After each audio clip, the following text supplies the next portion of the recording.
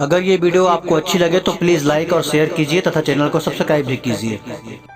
प्रश्नावली 2 का तीसरा प्रश्न। और इस प्रश्न में हमको करना क्या है, तो जो वर्ग समीकरण दिया है उसका गुणनखंडन करके उसका मूल ज्ञात करना है। और गुणनखंडन करना हम अध्याय पहला बहुपद में पढ़े हैं। गुणनखंडन करने के 3 तरीके पढ़े हैं। उसमें सबसे पहला तरीका होता है कॉमन निकाल करके, और दूसरा तरीका होता है सर्वसमीकाओं का उपयोग करके, और तीसरा तरीका होता है मध्य पद को 2 भागों में तोड़ करके गुणनखंडन करना। और एक पूरा प्रश्नावली पढ़े हैं, मध्य पद को 2 भागों में तोड़ करके गुणनखंडन करना।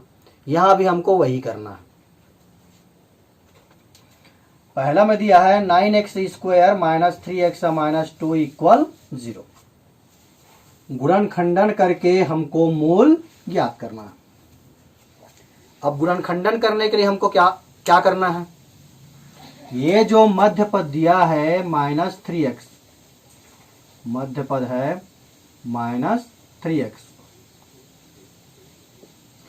इस मध्य पद को हमको 2 ऐसे भागों में बांटना है कि जिनका योगफल मध्य पद के बराबर हो। इस मध्य पद को हमको 2 ऐसे भागों में बांटना है जिनका योगफल मध्य पद के बराबर हो। मध्य पद यानी कि इस प्रश्न में मध्य पद दिया है -3x, और जिनका गुणनफल प्रथम पद और अंतिम पद के गुणनफल के बराबर हो। जिनका गुणनफल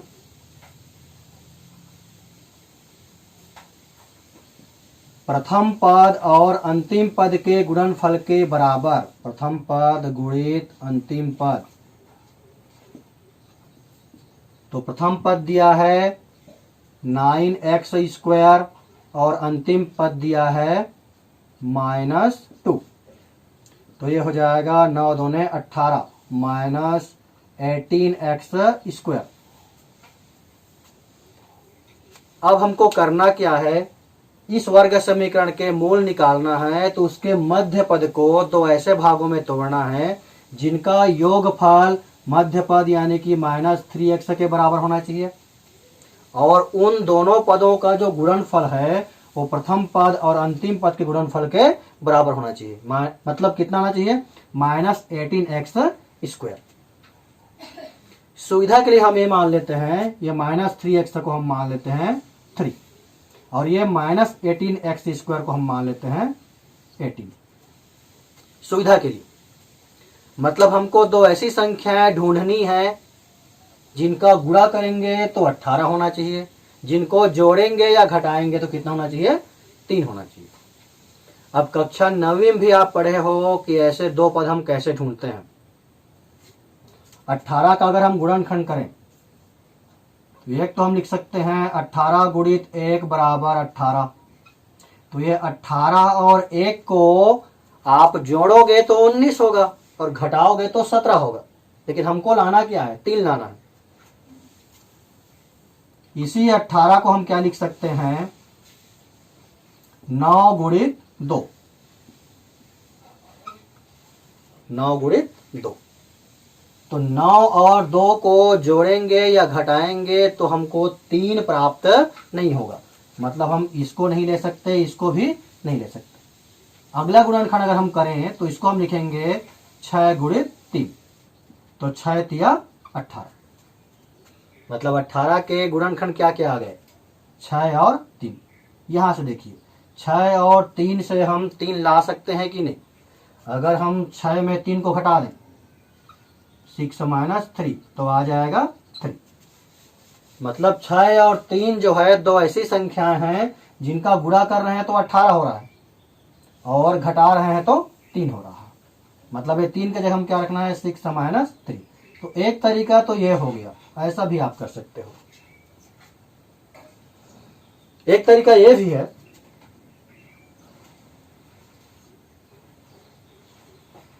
18 का अगर हम गुणनखंड करेंगे 2 निया 18, 9 और 2 से हम जोड़ करके या घटा करके 3 नहीं ला सकते, आगे देखिए, ये हो जाएगा 3 तिया 9, लेकिन 3 गुणनखंड आ गए, 2, 3 और 3। इन दोनों को हम गुणा करके देखते हैं तो 3 दूने 6, तो एक गुणनखंड 6 हो गया और एक गुणनखंड हो गया 3। ऐसा भी आप कर सकते हो। और ये जो गुणनखंड ज्ञात करना है, 2 पद ज्ञात करना है, ये आपका प्रैक्टिस पे डिपेंड करता है। आप जितना ज्यादा प्रैक्टिस करोगे उतना ही आपको ये एक्सपीरियंस होते जाएगा कि आप वर्ग समीकरण को देखते ही बता सकते हो कि ऐसे 2 पद कौन कौन से होंगे। तो इसके लिए जरूरी है कि मेहनत कीजिए, गणित में प्रैक्टिस बहुत जरूरी है। चलिए, 2 पद हमको मिल गया, एक 6 मिल गया और एक 3 मिल गया। इस वर्ग समीकरण को अब हम आगे कैसे हल करेंगे? तो पहला पद दिया है 9x², फिर माइनस है तो माइनस लिख दिए। ये जो 3 है उसके जगह में क्या लिखेंगे? इस 3 के जगह में लिखेंगे 6 - 3। इस 3 के जगह में हमको लिखना है 6 - 3। फिर x है तो x हो गया, फिर -2 है तो -2 हो गया, इक्वल 0। आगे इसको हल करेंगे तो 9x², ये माइनस है तो ये हो जाएगा -6, और कोष्टक के बाहर में भी x है तो ये हो जाएगा x। माइनस है और 3 के सामने में भी माइनस है तो ये माइनस और माइनस का हो जाएगा +3, और x का x, -2 इक्वल 0। तो मध्य पद को 2 भागों में तोड़े तो प्रश्न में जो 3 पद था वो 4 पद बन गया, पहला, दूसरा, तीसरा और चौथा। इसके बाद हम इन पदों का समूहीकरण करते हैं, यानी कि पहला पद और दूसरा पद का हम एक समूह बनाएंगे।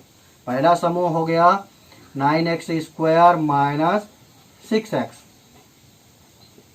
और एक समूह बना लेते हैं तीसरा और चौथा का, 3x - 2 इक्वल 0। जैसे ही हम समूह बनाते हैं हमको कॉमन निकालना है। देखिए यहाँ x तो कॉमन दिख ही रहा है, और ये जो 9 और 6 है ये 3 का गुणज है। 3 का पहाड़ा पढ़ोगे, 3 दूने 6, 3 तिया 9, मतलब यहां से भी हम 3 निकाल सकते हैं, यहां से भी 3 निकाल सकते हैं। तो कॉमन निकल गया 3x, यहां से 3x कॉमन निकला तो बच गया 3x, और 3 दूने 6, यहां बचा 2। यहां से कुछ भी कॉमन नहीं निकल रहा है तो इसको हम ऐसे लिख लिया 3x - 2 करें।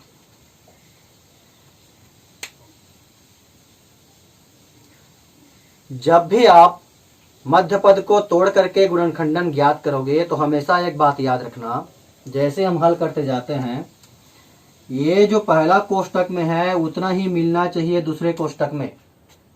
अगर दोनों कोष्टक के जो राशियां हैं वो अलग अलग हैं, इसका मतलब ये हुआ कि आप जो हल किए हो वो गलत है। तो हमेशा इसको याद रखना, जब भी हम मध्य पद को तोड़ करके उसका गुणनखंडन करते हैं तो ये पहला कोष्टक और ये दूसरा कोष्टक में जो आता है वो एक समान ही होना चाहिए, तभी ये कॉमन निकलेगा। ये पहला पद हो गया, ये दूसरा पद हो गया। अब दोनों पद में से कॉमन क्या निकल रहा है? दोनों पद में से कॉमन निकल रहा है 3x - 2। तो ये पहले पद में बच गया 3x प्लस यहाँ पर कुछ नहीं बचा है, मतलब 1 इक्वल 0। अब ये 2 गुणनखंड है जिनका गुणनफल 0 है, तो इसके लिए हम लिखते हैं या तो पहला गुणनखंड 0 होना चाहिए 3x - 2 इक्वल 0,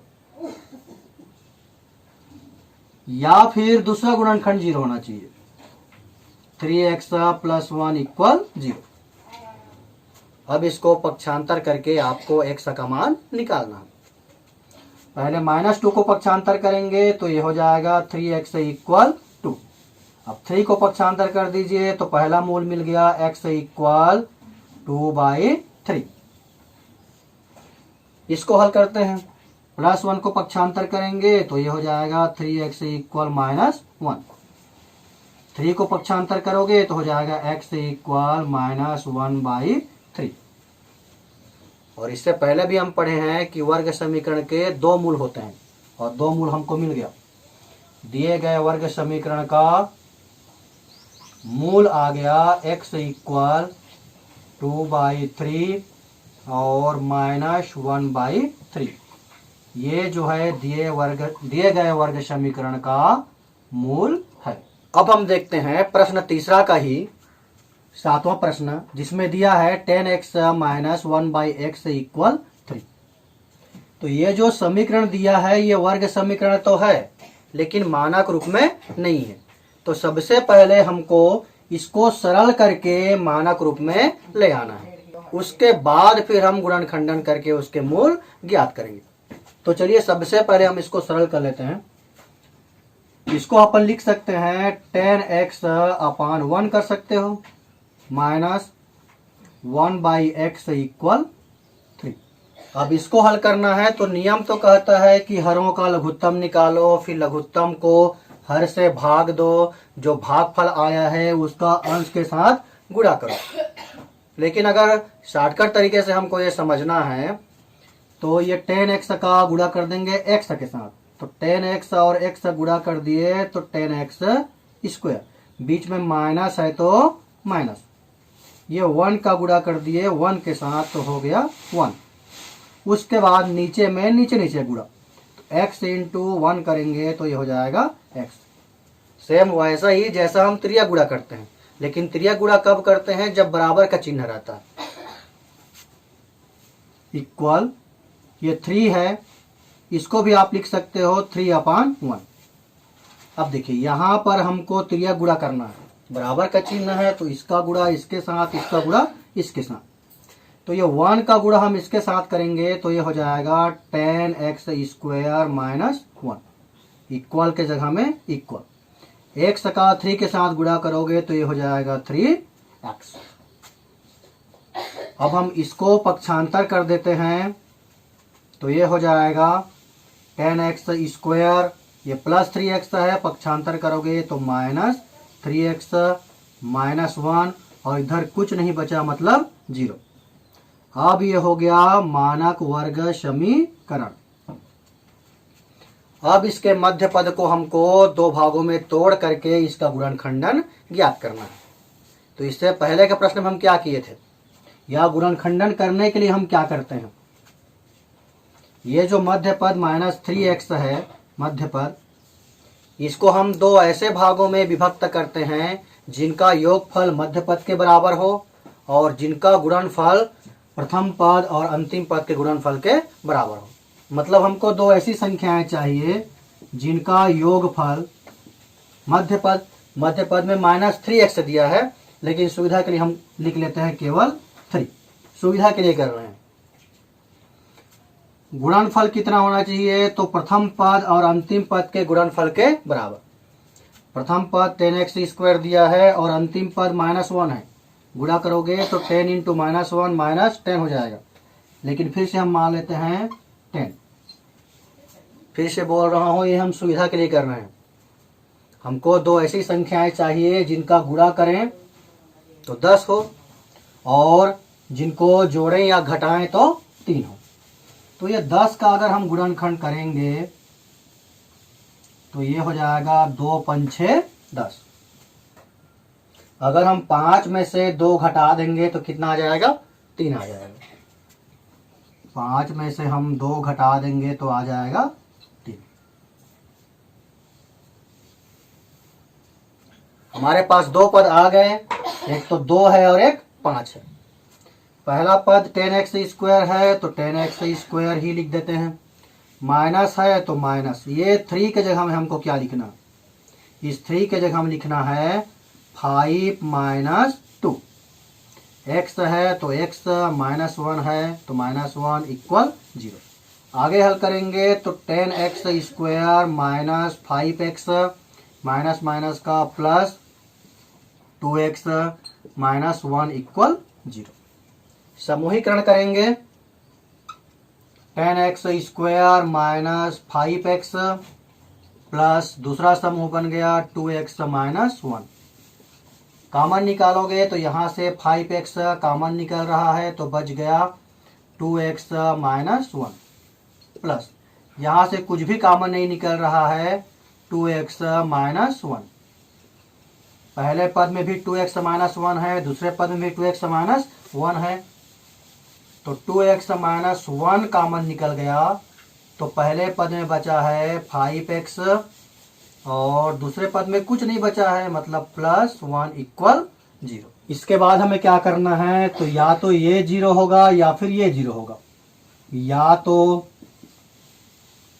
2x माइनस 1 = 0 या 5x + 1 = 0। इसको हल कर लो तो ये हो जाएगा 2x = 1 यानी कि x = 1/2, एक मूल आ गया। इसको हल करेंगे 5x = -1 देन x = -1/5, तो दिए गए वर्ग समीकरण के दो मूल हो गया 1/2 और -1/5। प्रश्न तीसरा का 10वां, और इसमें दिया है x + 1 upon x minus 1 minus x minus 1 upon x + 1 = 5/6, x not equal 1 -1। ये हमको क्यों दिया है कि x का मान 1 और -1 नहीं होना चाहिए, क्योंकि यहाँ पर अगर 1 रख दोगे तो ये 0 हो जाएगा, या फिर यहाँ पर हम -1 रख देंगे तो ये 0 हो जाएगा, यानी कि वर्ग समीकरण प्राप्त नहीं होगा। सबसे पहले ये जो समीकरण दिया है उसको सरल करके हमको मानक वर्ग समीकरण प्राप्त करना है। तो इसको सरल करेंगे तो इसका लघुत्तम आ जाएगा x minus 1 x plus 1, x plus 1 into x plus 1, इसको हम लिखेंगे x प्लस 1 का स्क्वायर, बीच में माइनस है तो यहां पर हम कर दिए माइनस, x माइनस 1 और x माइनस 1, ये हो गया x माइनस 1 का स्क्वायर इक्वल 5/6। तीन सर्व समीकरण पहले ही पढ़े हो, a + b whole square, a + b whole square equal a² + b² + 2ab, सर्व समीकरण पहला।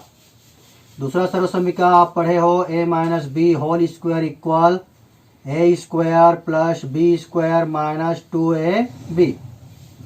तीसरा भी हम पढ़े हैं a² - b² equal a - b a + b। यहां पर हम सर्व समीकरण पहला उपयोग कर सकते हैं, यहां पर सर्व समीकरण दूसरा उपयोग कर सकते हैं।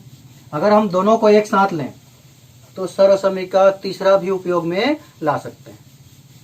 अब ये आप पे डिपेंड करता है कि आप किस सर्व समीकरण का उपयोग करोगे। मान लो यहां पर हम सर्व समीकरण पहला का उपयोग करेंगे, तो x + 1 होल स्क्वायर है तो ये हो जाएगा x² + 1 का स्क्वायर प्लस 2 × x × 1, बीच में माइनस है तो माइनस। यहां हम सर्व समीकरण दूसरा का उपयोग करेंगे तो इसको हम लिखेंगे पहले राशि का स्क्वायर प्लस दूसरे राशि का स्क्वायर माइनस 2 गुना पहली राशि गुणित दूसरी राशि। यहां आप सर्व समीकरण तीसरा उपयोग कर सकते हो, एक बार माइनस है एक बार प्लस है, तो उसको हम कैसे लिखते हैं, पहले राशि का स्क्वायर माइनस दूसरे राशि का स्क्वायर। तो पहला राशि x है तो x का स्क्वायर, दूसरा राशि 1 है तो 1 का स्क्वायर इक्वल 5/6। इसको आगे हल करें तो ये हो जाएगा x का स्क्वायर प्लस 1 का स्क्वायर तो 1 ही होगा, 2 × 1 करोगे तो 2x हो गया। सेम ऐसा ही इसको भी लिख सकते हैं x² + 1 माइनस 2x अपान x² - 1 और इक्वल हमारे पास है 5/6। और आगे हल करेंगे तो ये हो जाएगा x² + 1 + 2x। अब इस कोष्टक के सामने में माइनस है, और आप पहले भी पढ़ते आए हो कि कोष्टक के सामने में माइनस रहता है तो कोष्टक के अंदर के सभी चिन्ह बदल जाते हैं। तो ये हो गया -x² - 1 + 2x अपान x² - 1 इक्वल 5/6। 6। ये एक्स स्क्वायर है, ये एक्स स्क्वायर है, और समान जो सजातीय पद होते हैं, समान पद होते हैं, उनको हम जोड़ सकते हैं, घटा सकते हैं, बहुपद पढ़े हैं। तो ये एक्स स्क्वायर, ये माइनस एक्स स्क्वायर है, तो ये तो हो गया कैंसिल। ये 2x और ये 2x, ये भी प्लस है और ये भी प्लस है, मतलब ये हो गया 4x, और ये +1 और ये -1 भी कैंसिल हो गया, यानी कि नीचे में अब क्या बच गया, एक्स स्क्वायर माइनस 1 इक्वल 5/6। अभी हम इसको और सरल नहीं कर सकते, तो अब हम करेंगे त्रियक गुणा। ये 5 का गुणा कर दो इनके साथ में, 5 into x square minus 1 equal ये 4x का 6 के साथ 4x इंटू 6। तो 5 का गुणा करेंगे तो ये हो गया 5x स्क्वायर माइनस 5, और ये हो गया 6 चौक 24x। इसको इधर लाएंगे तो ये हो गया 5x square minus 24x minus 5 equal 0। ये आ गया वर्ग समीकरण मानक रूप में। अब हमें इसका गुणनखंडन करके, यानी कि मध्य पद को दो भागों में तोड़ करके इसका मूल ज्ञात करना है। हमको ऐसे दो पद चाहिए जिनको जोड़ेंगे तो 24 होना चाहिए, और गुणा करेंगे तो ये होना चाहिए 5 × 5 = 25। जोड़ने पर 24 और गुणा करने पर 25, तो ये 25 एकम 25 भी कर सकते हैं, 25 एकम 25। तो 25 और 1 अगर हम लेंगे तो 25 और 1 का गुणा करोगे तो 25 होगा, और 25 में घटा दोगे तो हो जाएगा 24। तो 5x स्क्वायर माइनस 24 के जगह हम लिखेंगे 25 माइनस 1, फिर x है, फिर -5 equal 0। 5x square minus 25x plus x minus 5 equal 0। 5x square minus 25x पहला समूह प्लस x माइनस 5 इक्वल 0 दूसरा समूह। कॉमन निकाले तो 5x कॉमन निकल गया, तो बच गया x minus 5 plus x minus 5 equal 0। अब x माइनस 5 कॉमन निकल गया तो बच गया 5x प्लस 1 इक्वल 0।